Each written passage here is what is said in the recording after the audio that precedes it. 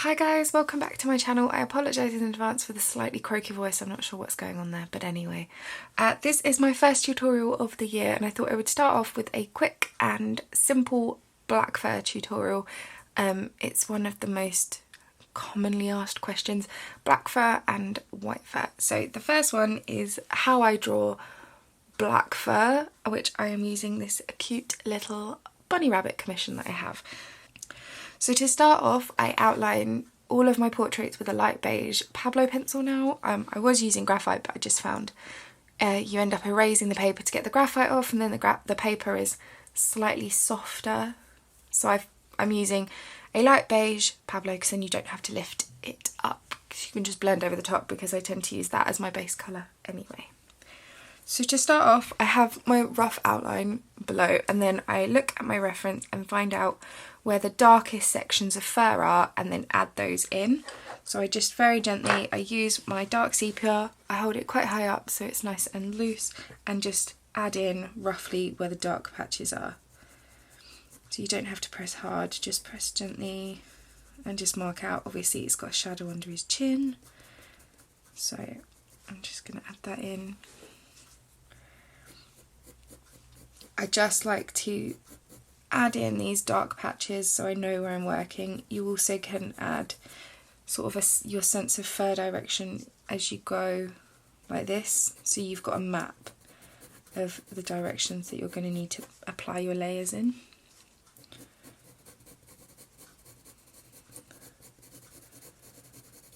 So I just do these really gently, light layers. I'm not pressing hard. You just want to kind of get a rough outline of where the dark patches are, so you can then build on top.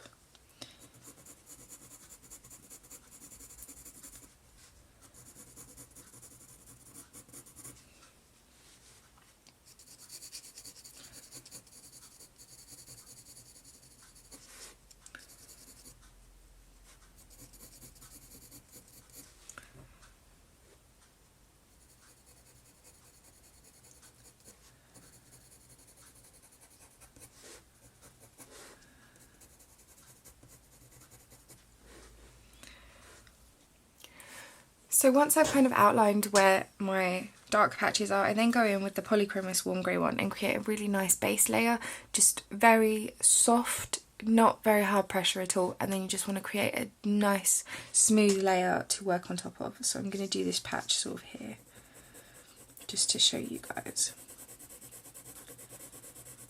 And it doesn't matter if you go over where you've added the dark patches because you'll just make a nicer blend anyway.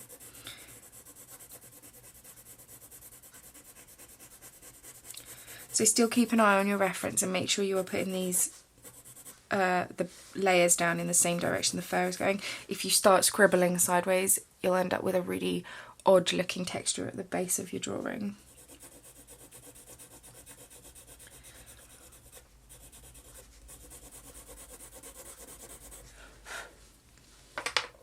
So once I've done that, I'm then going to go in with the Pablo beige and I'm just going to start marking out some of my midtones.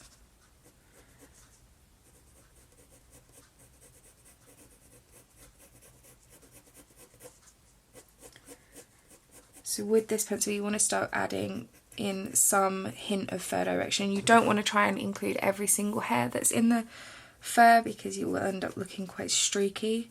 So you want to create soft blends, just nice back and forth motions, and then stop and take a moment to add in a few of your hair strokes and then blend over the top. Just make sure you are always looking back at your reference to make sure the hair is going in the right direction.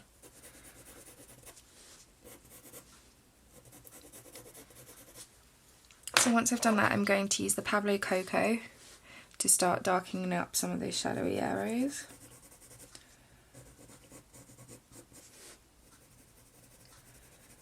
So here I'm just using a shading motion and I'm then every now and again just pressing a bit harder to add in a single fur stroke or a single piece of hair. You want it to look well blended and not scratchy, because if you try and do your hair, if you try and do every single hair, you'll end up with a drawing that looks quite scratchy and a bit scribbled, whereas if you do it nice and smoothly blended and then just put in little hair strokes every now and again, you can see that it's fair, if that makes sense.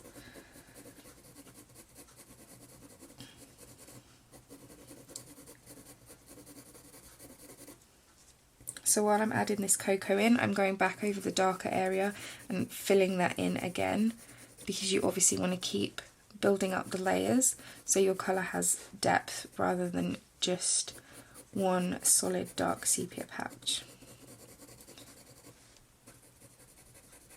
So you want to concentrate on where the shadows are and building those layers up. I'm just working between these two whiskers because it's easier to show you a quick tutorial rather than trying to do the whole test in one go.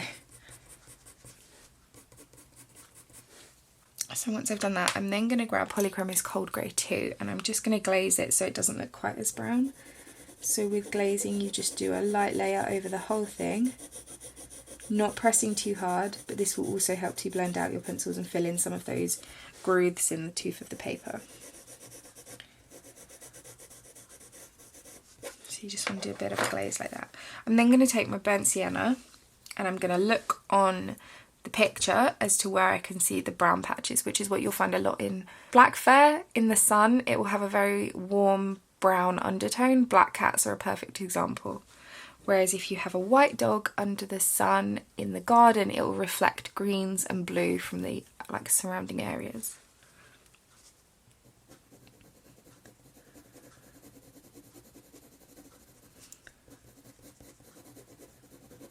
So I'm not adding too much of this in at all and I'm not pressing hard. I just want to give it that hint of warm brown colour underneath. I'm then going to take the sepia Pablo pencil and start building up those layers again.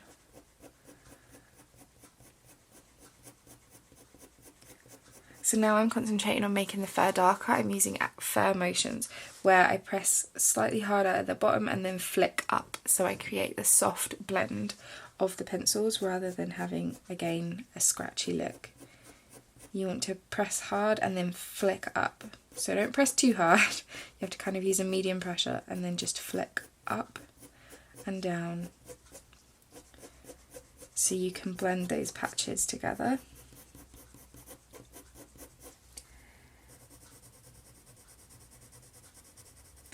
And then I'm going over just with my general blending motion or shading motion to bring out some of those colours. You want everything to look nice and smooth and not patchy.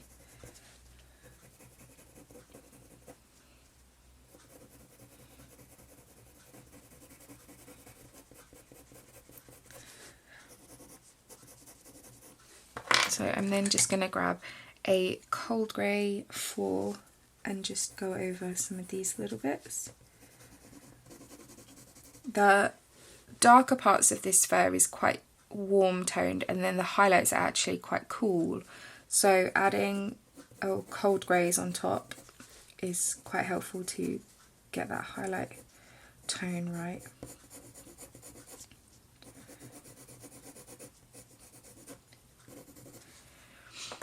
And now I've got that patch, I'm going to go back in with my dark sepia Polychormos and just fill in those real dark areas. When you are working on black fur, the more patches you add in, the more you can adjust surrounding areas to show off. So where this is quite dark here, I can see that the lines around his whiskers need slightly touching up. So I'm just going to add a bit more of shading to those, so they don't get lost against the shadow here.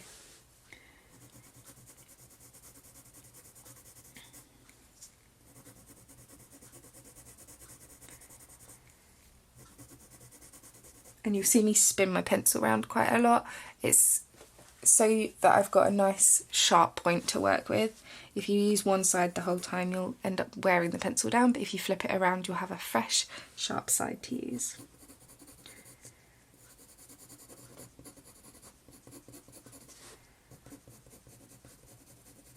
I think that's one of the main things when working on fur. If you have a sharp pencil, you'll be able to create more details than if you have a blunt pencil.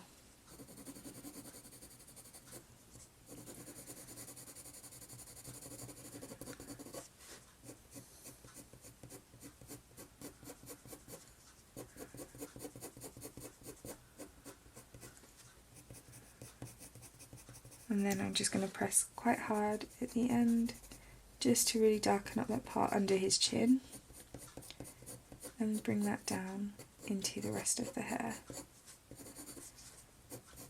Now what you can do is take a white pencil. The Pablo white is really nice. I have got a pencil on my favourite, I have got a video on my favourite white pencils, which I'll link down below. But I really like the Pablo for adding details. It's quite a hard lead, so it holds its point nicely and you can add in some details. So I'm just going to go in and put in a few fine lines where he's got some real highlighted areas.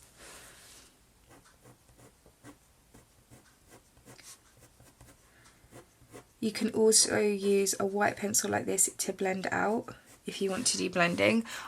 For my blending, I tend to mix between using a solvent and using a white or cream luminance. The solvent I use is Gamsol, and I have it in this brush pen, so I can just take it off and then just brush it out, just really gently. Only use a solvent blender once you've built up a lot of layers on your work, otherwise it doesn't work very well. I'm just going to add some little highlights in. And then another way to add quick highlights is if you have a scalpel or a slice tool, you can just, I use the back of it, so instead of using it like you're cutting something like that, I turn it over so the bottom part is facing, or the top part is facing down, and then you can just really gently lift up some light layers so you can create really soft highlights. But anyway, I hope you've enjoyed this tutorial. If you've liked it, please give it a little thumbs up and pop a comment down below to let me know if there's any other tutorials you would like to see, because I am not sure what to include. Don't forget to hit the subscribe button and hit the little notification bell if you want to be notified every time I upload a new video. So anyways, I hope you've enjoyed it and I will see you guys in the next one. Bye!